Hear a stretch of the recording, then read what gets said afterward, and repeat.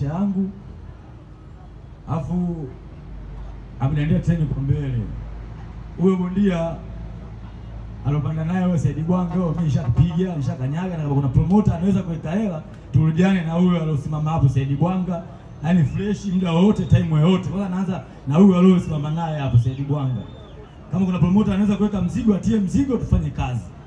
Alafu huyo ameniambia tena kwa mbele. Yaani kwa ufupi, kesho mashabiki zangu wa Magomeni, mashabiki wa Manzese, mashabiki wa Mbagala, mashabiki wa Dar es Salaam kwa ujumla wote, joeni kesho mje kuona vumbi linavonuka pale juu. Yaani kwenye ulingo kesho itakuwa ni vumbi tu yani. Yaani atakuwa mbondia aonekane, ile itakuwa ni vumbi. Kwa ufupi, hawezi kumaliza, na mimi nitaonesha kazi nzuri, na imani mapromoter wapo, maagent wapo kina James Sangi. Bwana mabosi wote wapo hapa. Kesho mimi nitaonesha kazi, nitaonesha uwezo.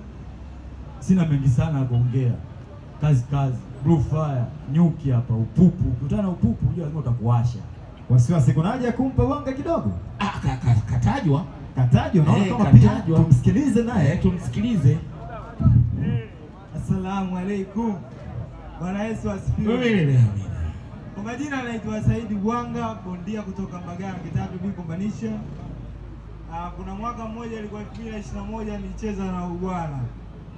Sikupigwa kwamba kwa uwezo, nilipigwa kwa fitina za yeye mwenyewe anajua, kwa sababu watu waliokuwepo walioshuhudia siku ile wanajua matokeo yalikuwaje. Na yeye mwenyewe anajua anapomzungumzia Bwanga anamzungumzia mtu wa aina gani. Sasa basi watu wabaya wote wanatoka B Combination. Bwana ndugu zangu, kesho njoeni muone huyu kesho anakuja kupigwa kama mfuko. Kama kuna mtu anaweza kuweka hela pembeni, tuna beti. Hela ipo, aje tuweke mzigo kesho atoboyo kivyo vyote. Yeah. Bwana mabosi, naanza na huyu. Alafu nekeni na huyu anasema eti marefali walinibeba. Mechi ipo YouTube jamani, mashabiki.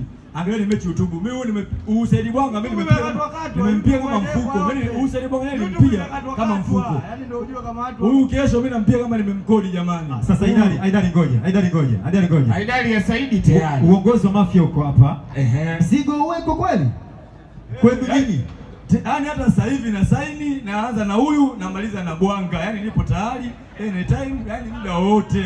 Sasa sikiliza. Yaani nikimaliza na huyu na nafuata na huyu bwana. Sababu yeye mwenyewe ashaongea sana. Nimempiga vizuri Guinness. Nilipompiga ndio nimeenda kupigana na nani? Na pachangu yeye anamchanja.